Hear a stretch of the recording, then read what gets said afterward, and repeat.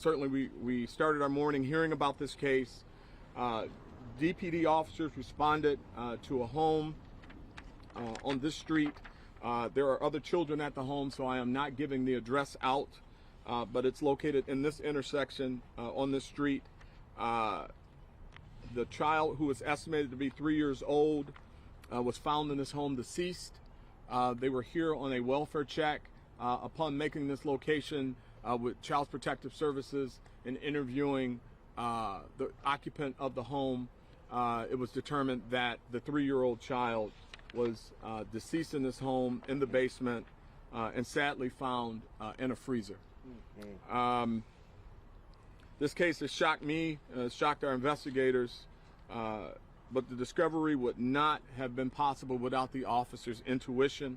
When they talked to the occupant of the home, they recognized that there was something not right about the conversation and the way this occupant was communicating with them.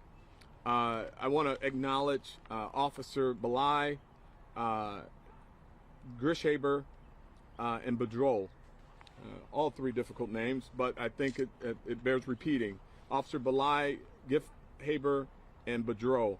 Those three officers responded early this morning to this location, talked to the occupant of the home, and again, initially the conversation was to just push the officers away as if there was nothing going on, but their intuition, their experience led them to know that something was wrong, something just wasn't right. They called for a supervisor.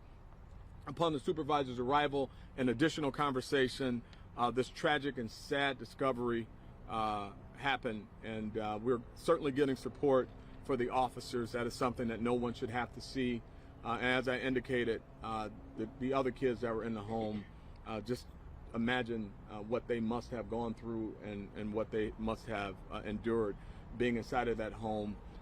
And yes, the child was decomposing, and yes, the child was found in the freezer. So with that, I'd like to bring up Captain Blackwell to talk a little bit about the case. We can't get into too much of it. I hope you can respect that. The prosecutor will have to chime in on this case.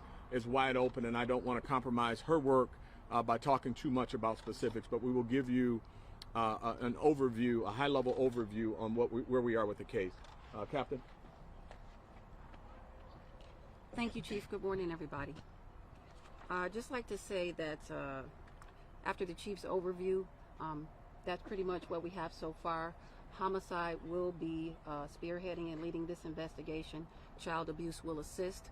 We are also partnering with Child Protective Services, and the 2nd Precinct, as the Chief indicated, did an outstanding job on realizing there was something else. There was something else going on here. It's much deeper. You know, after being on scene last night and seeing some of the things that we saw, I just want to put out there that the police department offers a lot of resources for parents, those in need. So just don't feel like you're alone. If there's something you need, reach out to us. We have victims counseling. Yes. We have chaplains. We have peer support. There's support out here for you. Mm-hmm. So do not feel like you're alone. With a parent being, with the Detroit police officers being the first line of defense for citizens, you want to think that parents are the first line of defense for children.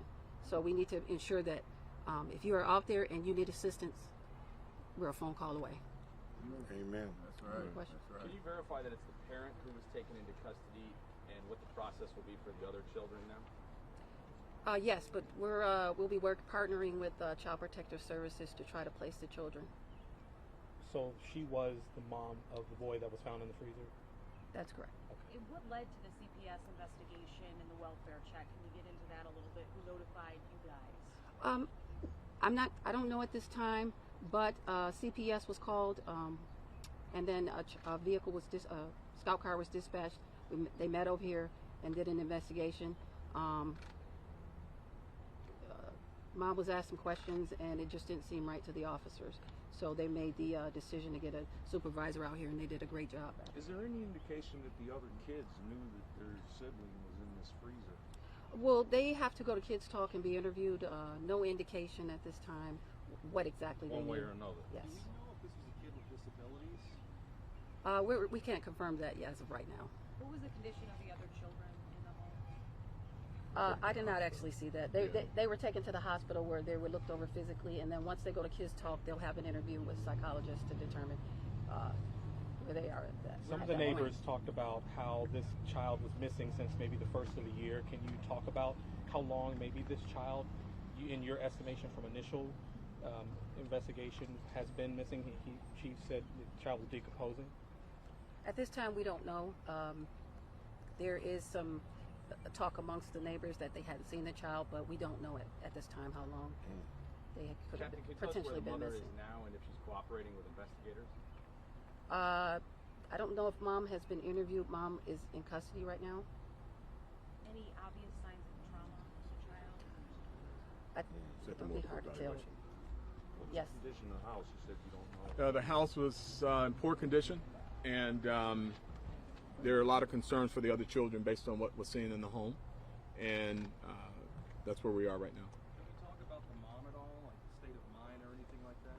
Well, obviously, we're dealing with a lot when you look at what we suspect occurred. We've got an interviewer. I don't want to characterize how she presented. It could have an impact on the case, but it's a tragic situation. Additional kids, 5 other kids in the home, and as you can imagine, they're all going to be suffering from some level of trauma. As the captain indicated, with Kids Talk and the psychologists and things such as that, we'll learn more in the coming hours and coming days. Some of the neighbors indicated that there might have been a man also living in the house, possibly her boyfriend. Can you kind of confirm that or anything that you might have seen? So the investigators are looking at every single thing.